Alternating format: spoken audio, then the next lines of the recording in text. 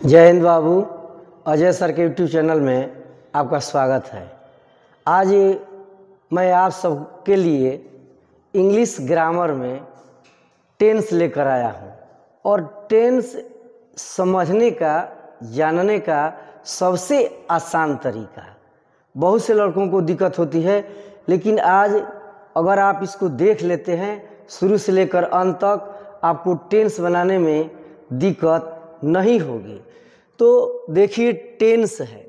Tense का अर्थ होता है काल, यानी इसको हम वर्ब भी कह सकते हैं, क्रिया भी, क्योंकि क्रिया के रूपांतर को हम लोग, क्रिया का रूपांतर होता है काल में।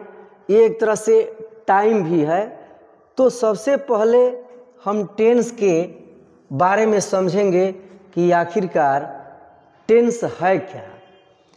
Tense change the form of verb to express the time and action is called tense। देखिए, ध्यान से देखना है कि tense change the form of verb, यानी कार्य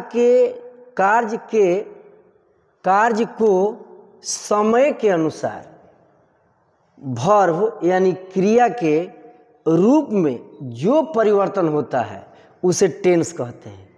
यानी कार्य को समय के अनुसार वर्ब के रूप में जो बदलाव आता है, जो परिवर्तन होता है, उसी को टेंस कहा जाता है। ध्यान देंगे, टेंस के 3 प्रकार होते हैं। ध्यान देंगे, present tense, past tense, future tense. Present tense का मतलब वर्तमान काल, यानी वर्तमान समय, जो वर्तमान समय को दर्शाता है। पास्ट टेंस भूतकाल, जो बीते हुए समय के बारे में बताता है। फ्यूचर टेंस भविष्यत काल, यानी जो आने वाला है उसके बारे में बताता है। इन तीनों टेंस के 4 रूप होते हैं। कहा जाता है साधारण तरीके से कि एक राजा था जिसका नाम टेंस था। एक राजा था जिसका नाम टेंस था। उसके 3 बेटे थे, प्रेजेंट टेंस, पास्ट टेंस और फ्यूचर टेंस। ये 3 राजा, टेंस नामक राजा के 3 ये पुत्र हुए। अब ये तीनों पुत्रों के 4 पुत्र हो गए। अब इन चारों पुत्रों के बारे में आप समझेंगे। Present indefinite, present continuous, present perfect continuous. इसी तरह तीनों प्रकार के 4 रूप हैं। यानी टेंस के खानदान में पूरे 12 आदमी हैं और इन 12 के बारे में हम सबको जानकारी लेनी है। आप ध्यान देंगे बाबू, यहाँ पर है प्रेजेंट टेंस। प्रेजेंट टेंस के 4 फॉर्म हैं। आप ध्यान देंगे, पहला है इंडेफिनिट, प्रेजेंट इंडेफिनिट टेंस। इसमें है ता है, ती है, ता हूँ, ते हैं, ये आता है। इसमें आप ध्यान देंगे क्रिया में एस या ईएस जोड़ा जाता है। ध्यान देंगे। इसके बाद होता है कंटिन्यूअस, रहा है, रही है, रहा हूँ, रहे हैं। इनके साथ अगर ये रहे तो इनके साथ सब्जेक्ट में सहायक क्रिया के रूप में इज, एम, आर, चाहे इज, आर, एम का प्रयोग करते हैं। साथ ही साथ प्रेजेंट परफेक्ट टेंस में चुका है, चुकी है, आ है, ए है, ई है, ये सब इसका पहचान होता है। लड़कों को पहचानने में सहूलियत होती है। सब्जेक्ट के साथ हैज़, हैव का प्रयोग करते हैं। और साथ ही साथ क्रिया का 3 रूप प्रेजेंट परफेक्ट कंटिन्यूअस टेंस, से रहा है या से रहा हूँ। ध्यान दीजिए, ये जो है टेंस, इसमें निश्चित तौर पर समय दिया रहता है। बजे से, 2 दिनों से, या आखिर से इसमें अवश्य रहेगा और अंत में से रहा है। आगे देखेंगे पास्ट टेंस। पास्ट, उसी तरह पास्ट टेंस के भी 4 रूप हैं। इंडेफिनिट, आता है ता था, ती थी, ते थे, आ, ई, ए। इसमें डीड लगाते हैं यानी क्रिया का दूसरा रूप। साथ ही साथ पास्ट कंटिन्यूअस में वाज या वर प्लस होता है V3। इसके बाद आता है, ध्यान देंगे, पास्ट परफेक्ट टेंस। इसमें चुका था, या था आता है और सब्जेक्ट के साथ सहायक क्रिया हैड का प्रयोग करते हैं। से रहा था प्रेजेंट परफेक्ट कंटिन्यूअस टेंस जैसे है उसमें है कि से रहा है और इसमें है कि से रहा था, यानी काम कंटिन्यूअस में चल रहा था। ऐसे में सब्जेक्ट के साथ हम लोग हैड बीन का प्रयोग करते हैं। अब यहाँ पर देखेंगे फ्यूचर टेंस, ये जो है इसका कोई क्रिया नहीं होता, ये प्रेजेंट इंडेफिनिट के अनुसार चलता है। यानी सब गा, गी, गे आ सब्जेक्ट के बाद आप सेल विल लगाते हैं, लेकिन यहाँ पर V1 का प्रयोग करते हैं। इसका अपना कोई क्रिया नहीं बल्कि प्रेजेंट टेंस के अनुसार ये बनता है। साथ ही साथ फ्यूचर कंटिन्यूअस है, रहा होगा, रही होगी, रहे होंगे। सब्जेक्ट के बाद cell will be plus V4। V4 का मतलब होता है क्रिया में ING जोड़ना। यहाँ फ्यूचर परफेक्ट की बात है, cell will have plus V3। कोई भी लड़के भूल कर भी इस टेंस में हैज का प्रयोग न करें, क्योंकि सबके साथ इसमें हैव का ही प्रयोग होता है। से रहा होगा, shall will have been plus V4 का प्रयोग होता है। अब आगे हम लोग समझेंगे प्रेजेंट इंडेफिनिट टेंस के बारे में कि प्रेजेंट इंडेफिनिट टेंस आखिर क्या है। तो वह एक्शन या कार्य जो परमानेंट हो, अस्थाई हो, उसे हम प्रेजेंट इंडेफिनिट टेंस कहते हैं। अस्थाई रूप से काम होता हो, जैसे वह चाय पीता है, देखेंगे ध्यान से, ही टेक्स टी होता है, यानी चाय पीने की उसे आदत है। उसी तरह से सूर्य पूरब में उगता है, यानी सूर्य पूरब में उगता है, ये कार्य जो है परमानेंट होता है, अस्थायी तौर पर होता है। तो ऐसे सेंटेंस को प्रेजेंट इंडेफिनिट टेंस में बनाया जाता है। बहुत से बच्चों को इस बात में दिक्कत होती है कि कहाँ पर हम लोग एस लगाएंगे और कहाँ पर ES। आप ज़रा इस पॉइंट पर गौर करेंगे, ध्यान देंगे कि he, she, it and one name. One name का मतलब एक नाम, यानी ये सब जो है थर्ड पर्सन सिंगुलर है। इसके साथ क्रिया में V1 तो होता है, लेकिन साथ ही साथ एस या ES उसमें जोड़ते हैं। ये सारे जितने प्रोनाउंस हैं, ये सारे सब्जेक्ट के साथ क्रिया में एस या ES का प्रयोग किया जाता है। इसके बाद OW यानी अदर वर्ड्स या ऑब्जेक्ट का प्रयोग करते हैं। जैसे आप देखेंगे ध्यान से कि ही टेक्स टी, वह चाय पीता है। उसी तरह से है कि सूर्य पूरब में उगता है। ध्यान देना है बाबू, सबसे पहले हम सब्जेक्ट को लिखते हैं, इसके बाद वर्ब को लिखते हैं 2 नंबर पर, और 3 नंबर पर लिखते हैं किसको, ऑब्जेक्ट को। लेकिन एक चीज़ और ध्यान रखिए कि सूरज पूरब में उगता है या सूरज पूरब में उग रहा है, दोनों सिंपल प्रेजेंट टेंस में बनते हैं। ये सेंटेंस कंटिन्यूअस में है, लेकिन इसको हम बनाएंगे प्रेजेंट इंडेफिनिट में, क्योंकि प्रेजेंट इंडेफिनिट में परमानेंट या हैबिचुअल फैक्ट का प्रयोग करते हैं। द सन नंबर 1 यहाँ पर सब्जेक्ट हो गया, राइजेज उगता है, और यहाँ पर है पूरब में, इन द वेस्ट। 1 नंबर पर इसको, 2 नंबर पर इसको, 3 नंबर पर इसको लिखा जाता है। यानी सबसे पहले सब्जेक्ट के बाद वर्ब और वर्ब के बाद ही ऑब्जेक्ट का प्रयोग करते हैं। अब इसी का दूसरा पहलू है जिसमें लड़के अक्सर प्रॉब्लम में आते हैं कि आई के साथ हम एस लगाएं कि नहीं लगाएं, लेकिन इसमें आपको घबराने की बात नहीं है। इस वीडियो को आप शुरू से अंत तक देखें और समझें कि इसमें कितनी बारीकी से आपके मन के हिसाब से बताया गया है, ताकि आपको समझने में दिक्कत ना हो।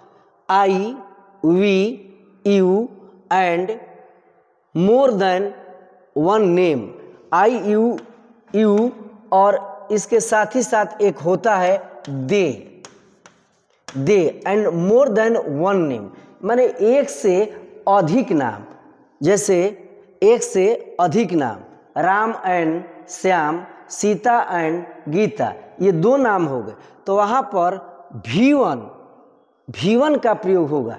इसमें एक चीज़ देखिए भूल कर, इसमें भूल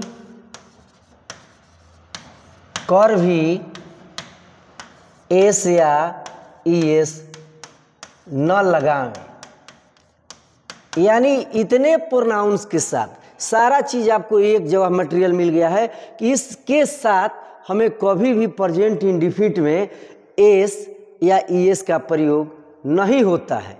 जैसे तुम अंग्रेजी सीखते हो, यहाँ पर सब्जेक्ट क्या है? यू। सब्जेक्ट क्या है? यू। ध्यान दीजिए, वर्ब क्या है?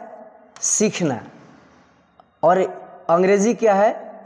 ऑब्जेक्ट है। तो ये वर्ब है, ये ऑब्जेक्ट है और ये सब्जेक्ट है। तो नियम के हिसाब से सबसे पहले हम लोग सब्जेक्ट का प्रयोग करते हैं, सब्जेक्ट के बाद हम लोग वर्ब का प्रयोग करते हैं और अंतिम में हम लोग ऑब्जेक्ट यानी कर्म का प्रयोग करते हैं। आप देखिए, सबसे पहले सब्जेक्ट में यू है, तुम, अंग्रेजी इसका बना यू। वर्ब है सीखना, सीखना का अंग्रेजी लर्न। अब यू के साथ यहाँ जो यू है, इसके साथ कभी भी यहाँ एस का प्रयोग नहीं होगा, क्योंकि first person singular number, plural number, second person और थर्ड पर्सन के प्लूरल दे के साथ या एक से अधिक नाम के साथ क्रिया में कभी भी एस या ईएस नहीं लगता है। यू लर्न इंग्लिश, तुम अंग्रेजी सीखते हो। उसी तरह से दूसरा एग्जाम्पल है, मैं रोज दौड़ता हूँ। तो यहाँ पर आप डेली भी लिख सकते हैं या एवरी डे भी लिख सकते हैं। आई रन, यहाँ पर देखिए 1 नंबर पर सब्जेक्ट, 2 नंबर पर वर्ब, 3 नंबर पर object. I run daily, I run daily, मैं रोज दौड़ता हूँ या मैं प्रतिदिन दौड़ता हूँ। अब इसमें आपका निगेटिव सेंटेंस है। निगेटिव सेंटेंस में भी लड़कों को दिक्कत होती है, आप ध्यान देंगे। He, she, it and name, he, she, it and name, इतना के साथ आप डज नॉट का प्रयोग कर सकते हैं, या एक चीज़ और आता है इसमें, डजंट, डजंट भी लिख सकते हैं, डजंट भी लिख सकते हैं, या डू डज नॉट, ये शॉर्ट फॉर्म है डज नॉट का, डजंट, भी1 प्लस ऑब्जेक्ट, यानी कहने का मतलब कि सब्जेक्ट के बाद डू डज का प्रयोग भी1 या ऑब्जेक्ट। जैसे आप देखेंगे एग्जाम्पल, वह किताब नहीं भूलती है, वह किताब नहीं भूलती है। She does not forget the book, she does not forget the book, वह किताब नहीं भूलती है।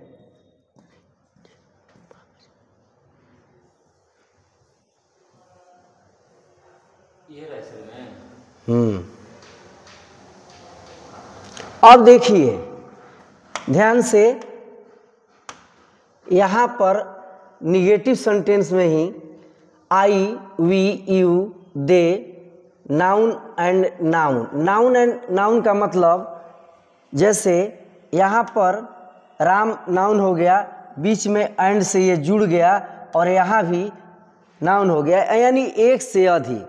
अगर ये सारा प्रोनाउन या नाउन रहे तो उनके साथ क्रिया में डू नॉट प्लस भी1 प्लस ऑब्जेक्ट का प्रयोग करते हैं। डू नॉट को आप डोंट भी लिख सकते हैं, डू नॉट को डोंट भी लिख सकते हैं। जैसे हम लोग गेंद नहीं खेलते हैं, हम लोग गेंद नहीं खेलते हैं, यहाँ पर ये हम लोग जो है सब्जेक्ट है, ये नहीं हो गया दूसरे नंबर पर, तीसरे नंबर पर खेलना, चौथे नंबर पर गेंद, यानी we do not play a ball. अब या इसका दूसरा तरीका, दूसरे तरीके से इसको आप कैसे बनाएंगे, we do not play a ball, we don't play a ball, यानी डू नॉट को आप डोंट भी लिख सकते हैं।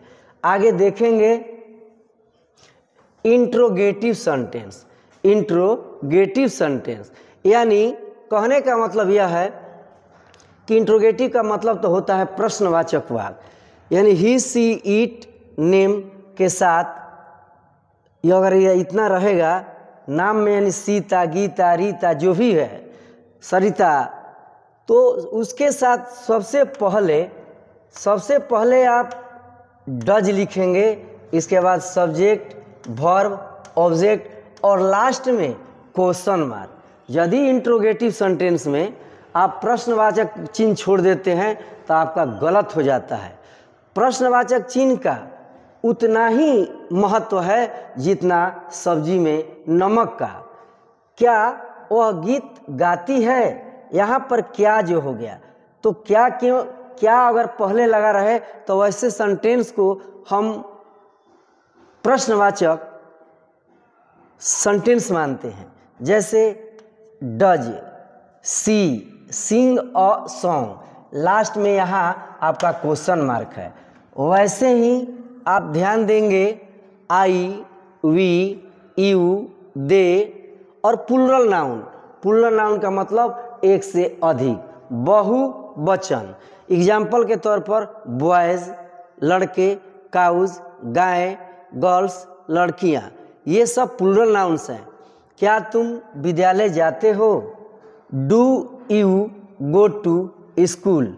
ध्यान देंगे उसी तरह से है बाबू निगेटिव इंट्रोगेटिव सेंटेंस।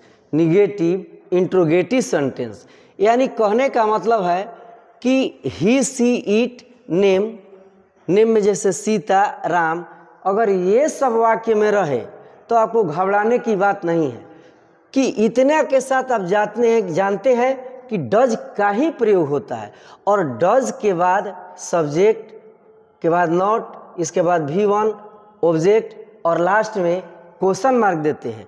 इसी डज नॉट का शॉर्ट फॉर्म होता है, आप ध्यान देंगे यहाँ पर डजंट, डजंट लिख लेंगे तो आपको बाद में सब्जेक्ट के बाद नॉट लिखने की ज़रूरत नहीं होगी।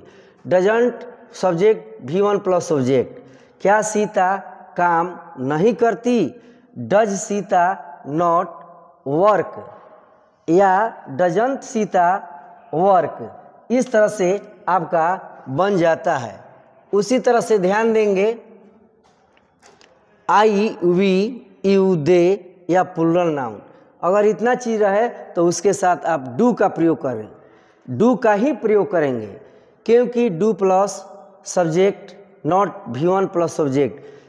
डू नॉट को आप शॉर्ट फॉर्म में डोंट भी लिख सकते हैं। Don't subject V1 plus object.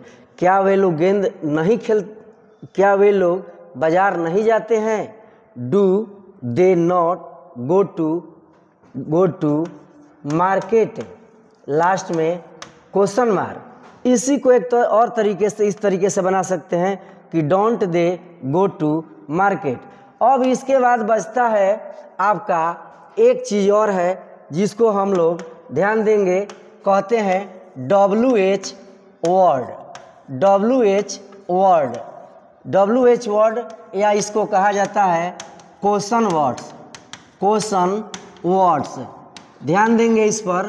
तो सबसे पहले हमें ये जान लेना है कि WH वर्ड में क्या क्या चीज़ आते हैं। तो जो W से स्टार्ट हो, what, when, who, whose, which, साथ ही साथ आता है वेयर, इतना चाहिए। इसके बाद एस से आप देखेंगे हाउ, हाउ मेनी, साथ ही साथ हाउ मच, हाउ मच, इतना जो है ये आपका WH वर्ड है। व्हाट का मतलब क्या, व्हेन कब, व्हेन हु कौन, हुज किसको, व्हिच किसे, वेयर, साथ ही साथ एक और आता है हुम किन्हें, हाउ कैसे जो तरीके को व्यक्त करता है, हाउ मेनी कितने संख्या को व्यक्त करता है, हाउ मच कितना ये क्वांटिटी को मात्रा को व्यक्त करता है। अगर ऐसे रहे तो आपको ध्यान देना है कि ही, ध्यान देना है आपको कि he, she, it, a name. अगर ना इतना रहे तो इसके बाद आप लगाते हैं डज, इसके बाद डज लगाते हैं। लेकिन ध्यान देना है आपको, एक चीज़ मैं बता दूं, इसके साथ डज और आई, वी,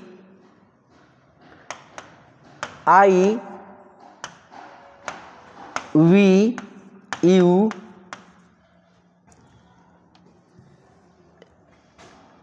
दे के साथ क्या लगता है, डू। तो मेरे कहने का मतलब है कि किस तरह से इसे बनाया जाए। तो देखिए इसका रूल, ध्यान देंगे, रूल में है कि WH वर्ड, वही WH वर्ड जो ऊपर में लिखा हुआ है।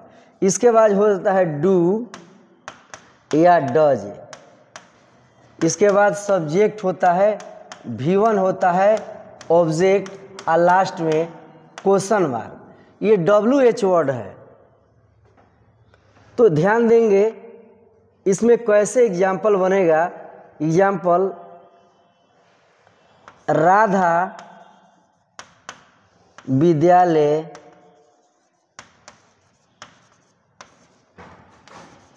कब जाती है, राधा विद्यालय कब जाती है। आपको ध्यान देना है यहाँ पर जो है कब, जिसका अंग्रेजी होता है व्हेन, ये WH वर्ड का वर्ड है। तो सबसे पहले WH वर्ड को लिखेंगे व्हेन, साथ ही साथ ये हम देखेंगे कि हमारा सब्जेक्ट क्या है, राधा। तो आपको बताया गया है कि he, she, it and name. अगर नाम होगा तो उसके साथ हम डज का प्रयोग करेंगे। तो ध्यान देना है कि यहाँ पर नाम है राधा, तो यहाँ लगेगा डज, साथ ही साथ इसके बाद सब्जेक्ट राधा, इसके बाद विद्यालय जाती है, when does Radha go to a school. ये आपका WH बनाने का नियम है, प्रोसेस है। अगर यहाँ पर एग्जाम्पल और एक दे दिया जाए तो आप ध्यान से समझ सकते हैं कि मैं उसे क्यों पीटता हूँ। ध्यान दीजिए, ये क्यों जो है क्या शो करता है, रीज़न। कुछ न कुछ कारण होगा, कारण के वजह से ही व्यक्ति किसी को पीटता है, या कारण के वजह से वह क्यों रोती है। तो रोने के पीछे कुछ न कुछ वजह होगा, कारण होगा। आप देखिए इतने प्रोनाउन के साथ लगता है डू। तो यहाँ कैसे आप बनाएंगे, सबसे पहले WH वर्ड का अंग्रेजी यहाँ पर लिखा जाएगा वाई। इसके बाद देखेंगे कि यहाँ पर सब्जेक्ट मैं है, मैं का अंग्रेजी आई होता है, और इसके साथ जुड़ता है क्या, इसके साथ जुड़ता है, ध्यान देंगे, डू। तो ध्यान देने वाली बात यह है कि वाई डू, सब्जेक्ट आई, इसके बाद वर्ब बीट, और यहाँ पर है उसे। तो उसे में दोनों आप लिख सकते हैं, हिम भी लिख सकते हैं और हर भी। इससे फेमिनिन जेंडर का बोध होता है, स्त्रीलिंग, और इससे मैस्कुलिन पुल्लिंग का बोध होता है। तो और लास्ट में आपका जो बचता है क्वेश्चन मार्क, क्योंकि WH वर्ड हो या इंट्रोगेटिव सेंटेंस, दोनों में क्वेश्चन मार्क बड़ा इम्पोर्टेंट है। तो ये आपका प्रेजेंट टेंस का 5 फॉर्म हुआ। और अगले दिन अगले क्लास में मैं कंटिन्यूअस और परफेक्ट के बारे में आपको बताऊंगा। इसको आप विधिवत तरीके से 2 बार 4 बार पढ़ लेंगे, आपको टेंस में तनिक भी दिक्कत नहीं होगी। जय हिंद, जय भारत।